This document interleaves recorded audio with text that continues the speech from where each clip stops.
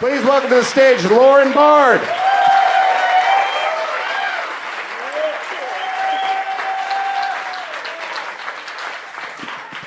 Oh, thanks.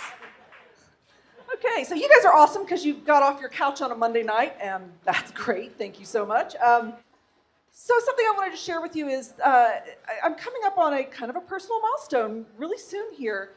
Very soon, my sweet husband and I will be celebrating our 25th wedding anniversary. Aw, you guys are so sweet. Thanks. But you might want to rethink that applause. Hang on a second. So my husband is 56, which means minus 25. He got married when he was 31. The deal is, though, I'm only willing to admit to being 39. So if you accept that premise, then you also have to accept that I got married at 14. So you're going to need to look into your hearts and ask yourself if you really want to applaud this man's pedophilia.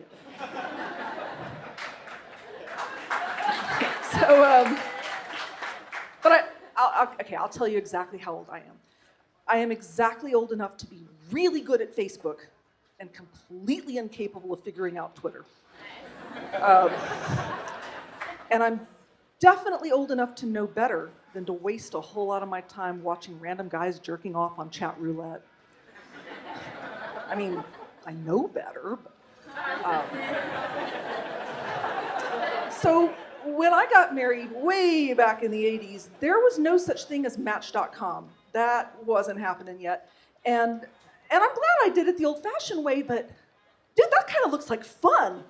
I kind of feel like, maybe I missed out on just the game of it. Like, it just seems really awesome that you can put out there into the universe via the internet what it is that you want in a mate and have a list of names come back that fit those criteria. I mean, at least on paper. And I get that that's an on-paper thing. But still, that's really cool. It's kind of like ordering Chinese food. It's like, hello, I'll take the number 7 combo, the tall, dark, and handsome. Oh, that comes with sides? How many? 3? Cool. Okay, then in that case, I want compassion and sense of humor and already has his own Aquaman costume. Yeah, uh-huh. And could I also get a side of the well hung? I know that costs extra. That's fine. That's great. No problem. Duck sauce? Okay, sure.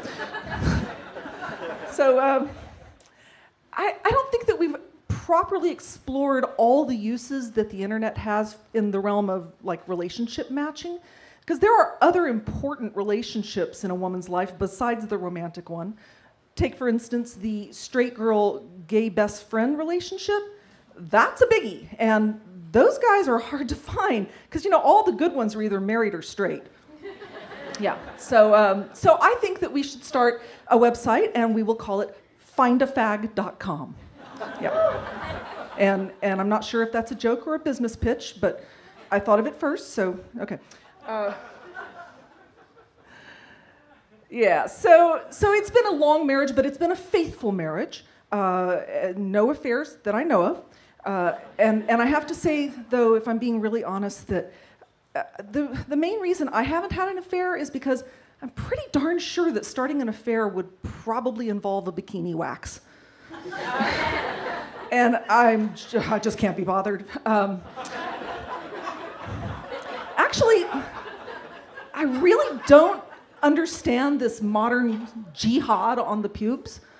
I mean, they're so inoffensive. What have we got against pubes? I heard a really interesting scientific thing the other day from a scientist. If you'll accept that Bobcat Goldthwait is a scientist, but I looked it up, I Googled it, turns out old Uncle Bobcat is correct. His science is strong and valid here. The fact was that pubes are genetically programmed to not grow any longer than 2, maximum 3 inches long, and then they just quit. I mean, it's not like they're gonna turn into dreadlocks down there, I mean, nobody in the history of humanity has ever gotten their feet tangled up and tripped on the pubes. So I don't understand why we're trying to get rid of all of them. Okay, here's another scientific fact, and this one I got on network television, on television news, because Daily Show, that counts as television news, right? Yeah, okay. So the fact was that the EPA has announced that pubic lice, the crabs, are on the endangered species list. Like, they are actually going extinct, and that's actual science. And why? Because of loss of habitat. Like,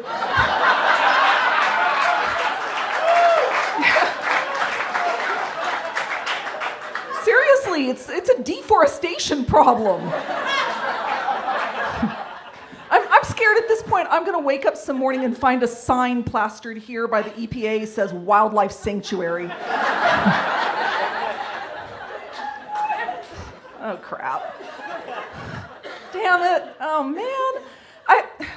I have got no filter on my mouth whatsoever. And here I've gone and gotten an entire room of people thinking about my crotch. Again. Yeah. So now you're all trying to figure out what's under the skirt. You're envisioning some kind of, I don't know, out of control, savage, wild forest situation, some kind of Joseph Conrad, Heart of Darkness, Dark Continent, I don't know, safari style, Kalahari Bushman talking in clicks kind of deal. Okay, fine.